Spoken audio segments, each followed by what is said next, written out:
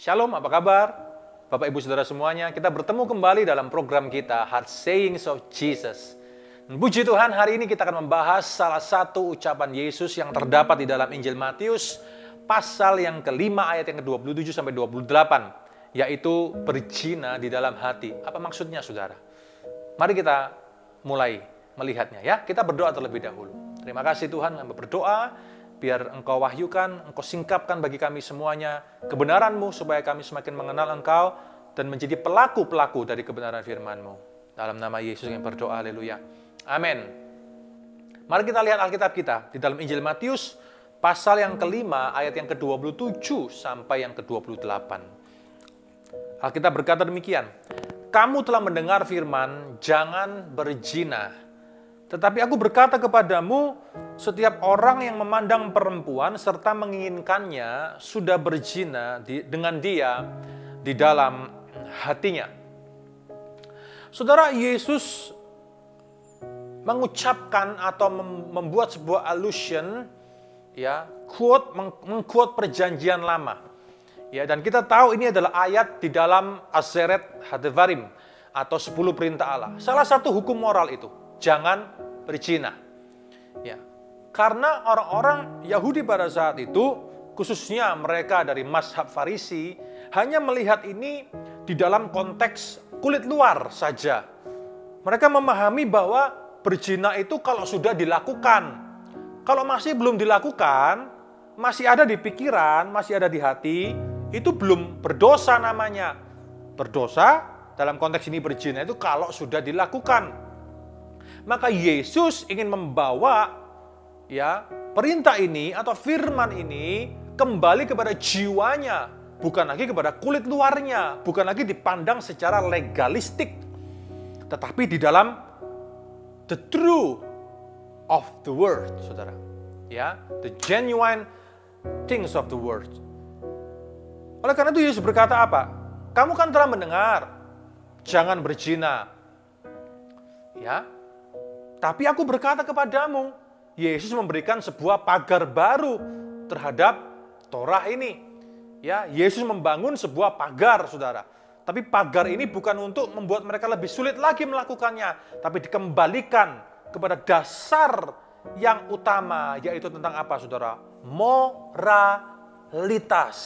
Aku berkata kembali kepadamu, setiap orang yang memandang perempuan serta menginginkannya, ya, artinya saudara, ya, ketika memandang bukan hanya memandang, tetapi ada hasrat seksual yang muncul di dalamnya.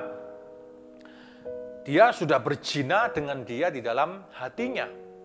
Dan kata-kata ini adalah kata-kata yang cukup keras didengar orang pada saat itu, saudara. Mengapa? Karena pemahaman orang pada saat itu mengatakan bahwa kalau belum dilakukan itu bukan berdosa namanya, itu belum berzina namanya. Tapi Yesus ngomong kepada mereka, itu muncul di dalammu saja dan membangkitkan nafsu seksualmu, itu namanya sudah berzina di dalam hatimu. Dan seolah-olah Yesus menyejajarkan apa kata Allah dalam perjanjian lama dan apa kata Yesus dalam perjanjian baru itu sama kuat. Kenapa? Karena Yesus itu adalah sang firman Allah. Dia keluar dari Allah dan dia adalah Allah itu sendiri sebetulnya. Ya.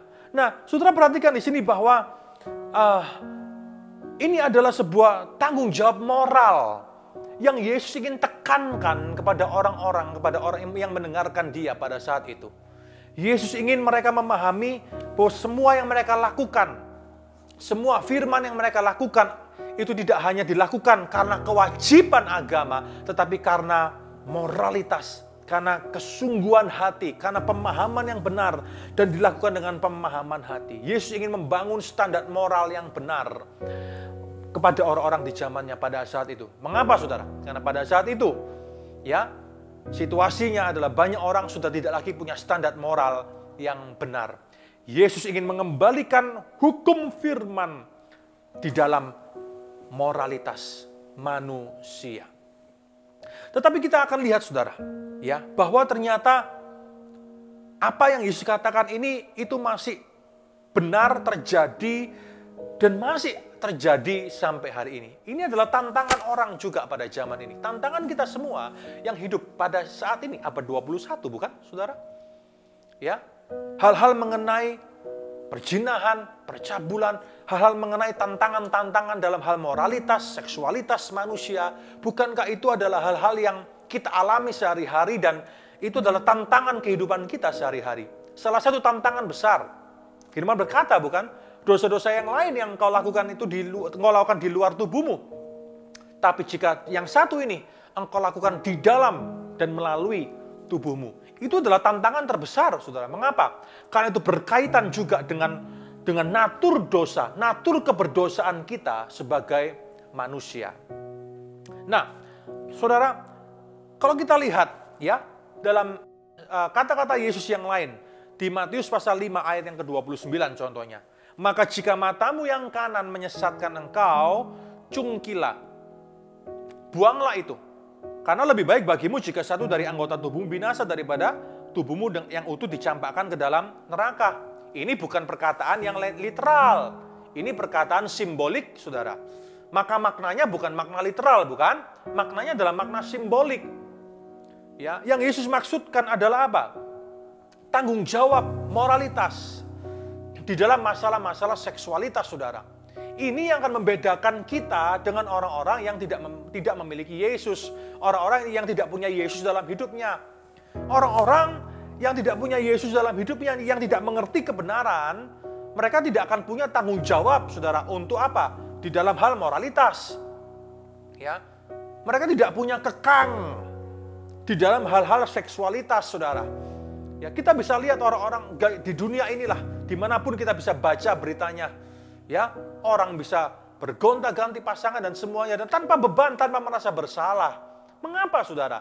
Karena mereka tidak punya tanggung jawab moralitas.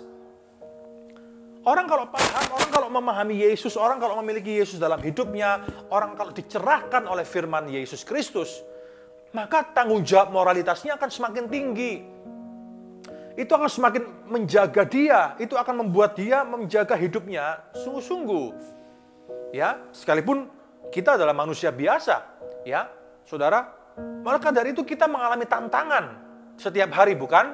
Kita mengalami sebuah perjuangan di dalam hal-hal demikian. Ya, untuk menaklukkan natur dosa kita ini, saudara. Dan bukankah itu yang dikatakan oleh Rasul Paulus di dalam Roma pasal yang ke-5, 6, 7, contohnya, saudara. Ya, bahwa apa? Bahwa justru ketika apa yang tidak ingin aku lakukan, itu yang aku lakukan. Ya, Paulus berteriak di dalam Injil, di dalam kitab Roma itu, aku manusia celaka. Ya, dengan batinku, ya, aku melayani hukum Tuhan. Tubuhku dan aku melayani hukum dosa. Apa maksudnya, saudara? Itu adalah terminologi yang Paulus ucapkan untuk menggambarkan betapa manusia itu setiap hari masih hidup dalam perjuangan. Untuk apa? Untuk menaklukkan natur dosa kita, saudara. Karena kemanusiaan kita ini telah jatuh ke dalam dosa. Yesus menebus kita.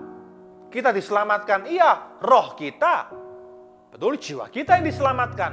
Tetapi tubuh jasmania kita ini kan masih tetap. Tubuh jasmania kita ini masih penuh dengan natur dosa. Tubuh keberdosaan. Kapan waktunya nanti tubuh keberdosaan ini selesai? Hai maut, di mana sengatmu? Ya, kapan kemenangan itu terjadi? Ketika kita dipakaikan tubuh kemuliaan, sehingga tubuh dosa ini tidak lagi punya kuasa, saudara. Di sanalah kita bisa berkata, hai maut, di mana sengatmu? Orang-orang yang meninggal di dalam Kristus nanti pada waktu dibangkitkan akan dipakaikan tubuh kemuliaan.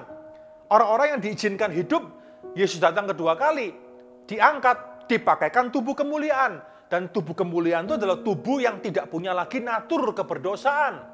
Selama kita hidup di dunia ini, Bapak, Ibu, Saudara-saudari, kita ini masih hidup dalam tubuh keberdosaan ini loh. Dan kita perlu berjuang setiap hari dengan anugerah kasih karunia Roh Kudus untuk terus hidup sesuai dengan kebenaran firman. Oleh karena itu kita perlu terus melihat kepada Yesus Kristus. Mata kita perlu kita arahkan kepada Yesus Kristus, manusia Allah yang tanpa dosa itu.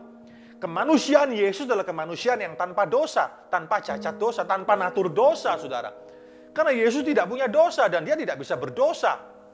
Oleh karena itu, dia adalah juru selamat yang sempurna bagi kita semuanya.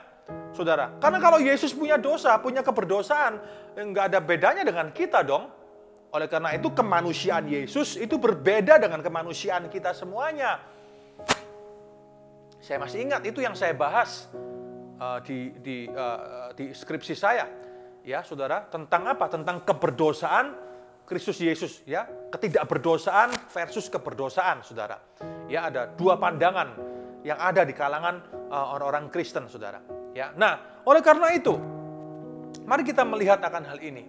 Ya, setiap hari kita hidup, kita perlu kasih karunia Allah, kita perlu kuasa Roh Kudus. Tidak ada orang kuat di dunia ini, tidak ada Superman, saudara. Semua kita sama. Semua kita punya potensi untuk jatuh di dalam dosa. Semua kita. Berapapun usia kita, berapapun umur kita. Jangan mengira bahwa orang kalau sudah 80 tahun, itu amanlah sudah. Siapa bilang? Selama hayat masih dikandung badan, selama itu pula natur dosa itu masih bekerja. Orang berkata bahwa, yang namanya godaan seksual itu hanya untuk mereka yang belum menikah. Siapa bilang? Justru godaan itu paling besar dan hati-hati bagi mereka yang sudah menikah. Ya, saudara. Saya mau berkata ini dengan terbuka kepada saudara semuanya. Setiap hari kita harus hidup dengan firman Tuhan, bersekutu di dalam firman-Nya. Supaya kita hidup setiap hari menjadi semakin lama, semakin serupa. Semakin lama, semakin serupa. Semakin lama, semakin serupa dengan Kristus. Itu tujuannya apa? Tujuannya supaya kita terus memastikan kita hidup dengan benar, hidup dengan kudus setiap hari. Godaan ada di mana-mana. Orang banyak berbicara, kok godaan itu ada di luar. Ya, godaan itu ada di tempat-tempat yang tidak bisa dipertanggungjawabkan, tempat-tempat berdosa. Siapa bilang, saudara? Di gereja banyak godaan. Ya, dimanapun, saudara. Kenapa? Karena natur dosa itu di dalam kita itu bekerja tanpa kenal waktu, tanpa kenal tempat. Ya, oleh karena itu, mari kita memperhatikan hidup kita sungguh-sungguh. Yesus mengingatkan kita apa? Ya, Lukas 11 ayat 34. Buka Alkitab saudara. Injil Lukas pasal 11 ayat 34. Dikatakan seperti ini. Matamu adalah pelita tubuhmu. Jika matamu baik, teranglah seluruh tubuhmu. Tetapi jika matamu jahat, gelaplah tubuhmu. Mata adalah pelita tubuh.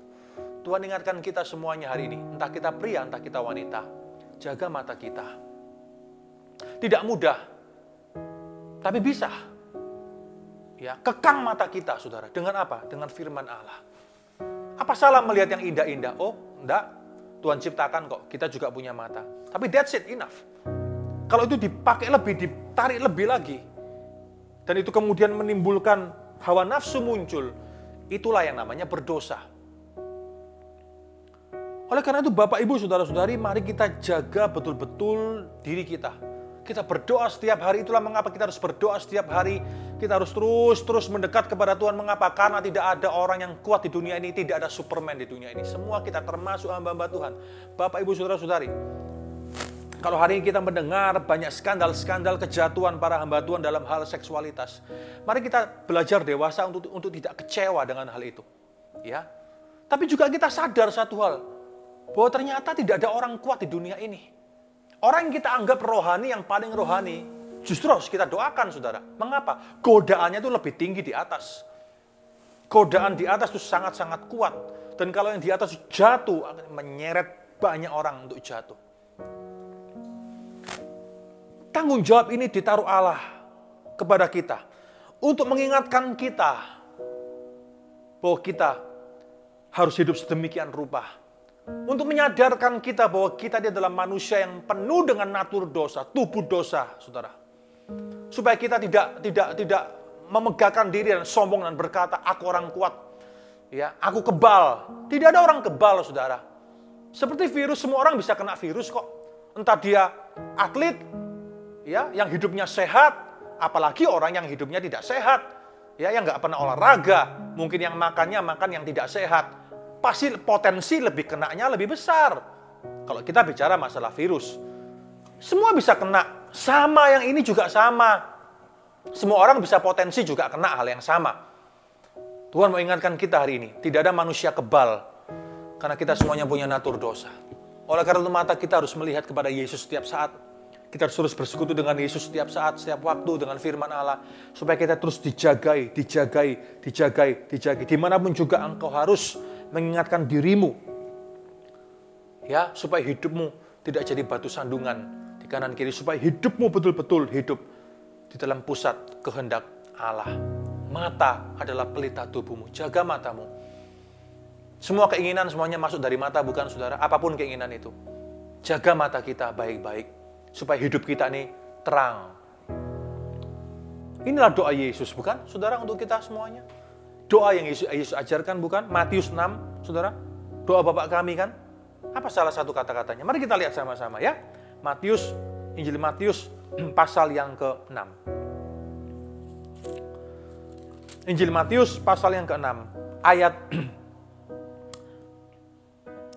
yang ke-9 sampai 13. Doa Bapa kami, ya, Tefillah Avinu, ya, atau Sholatul Robbaniyah, saudara. Dikatakan seperti ini, karena itu berdoalah demikian. Yesus ngajari doa ini, ya, karena hari itu ada doa yang lain, ya, doa yang minta Mesias itu turun secara politik, saudara. Tapi Yesus datang bukan untuk jadi kaisar, bukan untuk jadi jenderal, bukan untuk jadi apa-apa. Yesus datang untuk membereskan masalah utama manusia, yaitu dosa. Keberdosaan itu, natur dosa, saudara. Yesus datang untuk dealing with that, untuk menang, untuk menebus manusia dari kuasa dosa. Bukan untuk jadi jenderal, bukan untuk jadi kaisar, bukan untuk jadi pemimpin ini dan pemimpin itu. Itu maksud Yesus yang gagal dipahami oleh banyak orang pada saat itu. Ini doa yang diajarkan Yesus. Karena itu berdoalah demikian. Bapa kami yang di sorga, ya, Avinus Sebas Shamayim, dikuduskanlah namamu, Yit Kados Smekah. Datanglah kerajaanmu, jadilah kehendakmu di bumi seperti di surga. Ya, kerajaanmu datang, ya, seperti di sorga, demikian pula seharusnya di bumi. Itulah doa kita seharusnya. Ya, berikan pada kami hari ini makanan kami yang secukupnya. Mengapa Yesus ngomong seperti demikian? Karena hari itu banyak orang rakus, saudara. Banyak orang mengejar kekayaan. Banyak orang mengejar uang dengan cara-cara gelap, cara-cara yang tidak benar. Kerakusan ini yang ada pada banyak orang pada saat itu. Dan Yesus mengajarkan kontra. Doa ini adalah doa kontra terhadap situasi-situasi pada zaman Yesus hidup. Dan itu masih relevan sampai hari ini, bukan, saudara? Berapa banyak orang tidak mensyukuri. Ya, boleh bekerja dengan rajin, boleh untuk mengusahakan segala sesuatu, tapi dasarnya bukan ketamakan, dasarnya bukan kerakusan. Dasarnya adalah ucapan syukur dan kesadaran bahwa Allah berdaulat dalam segala sesuatu. Oleh karena itu berikan pada kami hari ini makanan kami yang secukupnya. Ya, masalah sehari, anugerah sehari untuk sehari. Masalah hari ini, masalah untuk hari ini. Besok punya kesusahannya sendiri, kata Yesus. Ya, karena besok punya kesusahannya sendiri, hari ini untuk hari ini. Anugerah hari ini. Besok anugerahnya ada sendiri. Ya, cukupkan hidupmu hari ke sehari.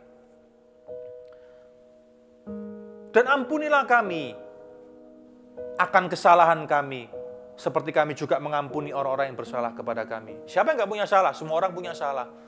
Kalau kita ingin diampuni, ampuni dulu orang lain. Itu kata Yesus. Karena kamu dan orang yang lain itu pun semuanya salah. Semuanya berdosa semua di mata Tuhan. Kita semua ini orang berdosa. Dan kita menganggap diri kita paling benar. Ya, paling benar. Ya, doktrinnya paling benar mungkin. Ininya paling hebat. Ya, semua yang lain harus menghamba. Ya, karena akulah sumber kebenaran. Hati-hati, saudara. Hanya Yesuslah sumber kebenaran itu. Kita semuanya manusia, masih punya salah. Masih punya natur dosa. Ya. Nah, oke, ampuni. Ampuni orang lain. Seperti Allah telah mengampuni. Kalau kita sudah diampuni, kenapa kita nggak mau mengampuni yang lain? Pengampunan itu berat, betul. Tapi kalau kita mau, kita bisa. Karena kita berpadan dengan firman Allah. Karena Allah akan memampukan itu, saudara. Dikatakan apa lagi? Dan janganlah membawa kami ke dalam pencobaan, tapi lepaskanlah kami daripada yang jahat. Ya, lepaskan kami dari yang jahat. Jangan bawa kami ke dalam pencobaan. Apakah Allah itu mencobai? Bukan itu maksudnya.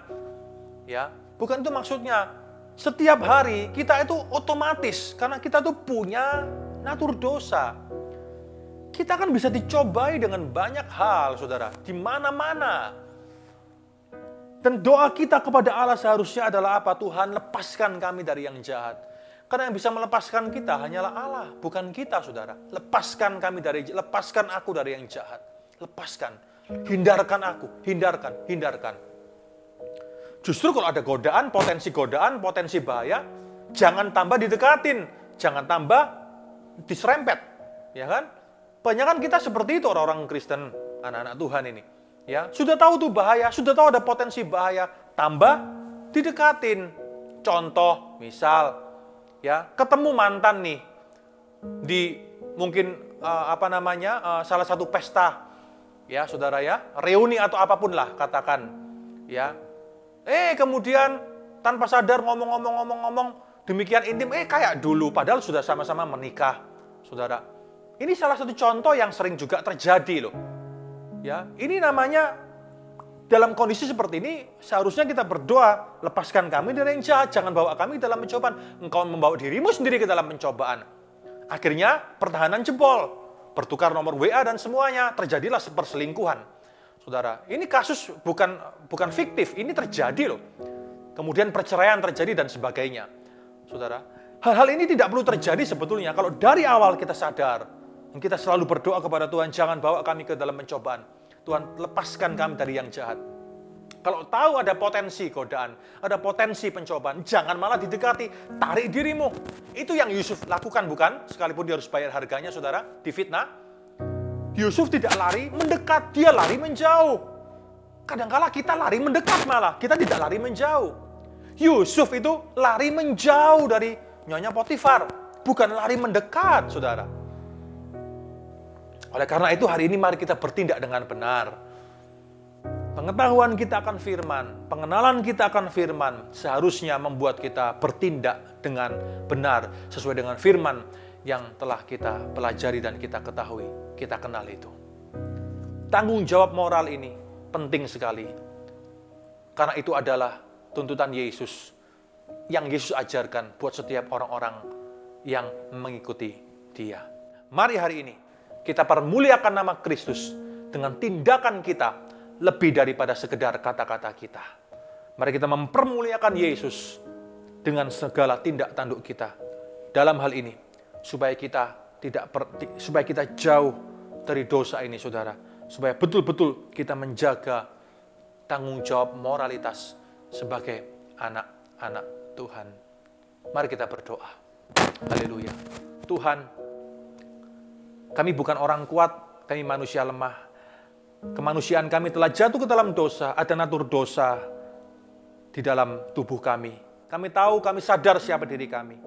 Oleh karena itu kami membutuhkan Engkau, Allah yang tanpa cacat noda dosa, Yesus Kristus, di mana mata kami selalu melihat Engkau setiap hari. Jadilah Engkau penjaga hidup kami. Lepaskan kami dari yang jahat. Jangan bawa kami ke dalam pencobaan.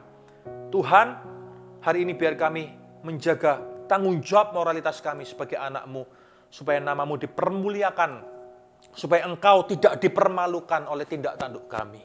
Terima kasih ya Tuhan, dimanapun kami berada, di dalam gereja, di luar gereja, di masyarakat, di rumah, dimanapun kami berada dan beraktivitas setiap hari, biar kami selalu menjagai diri kami dengan firman-Mu.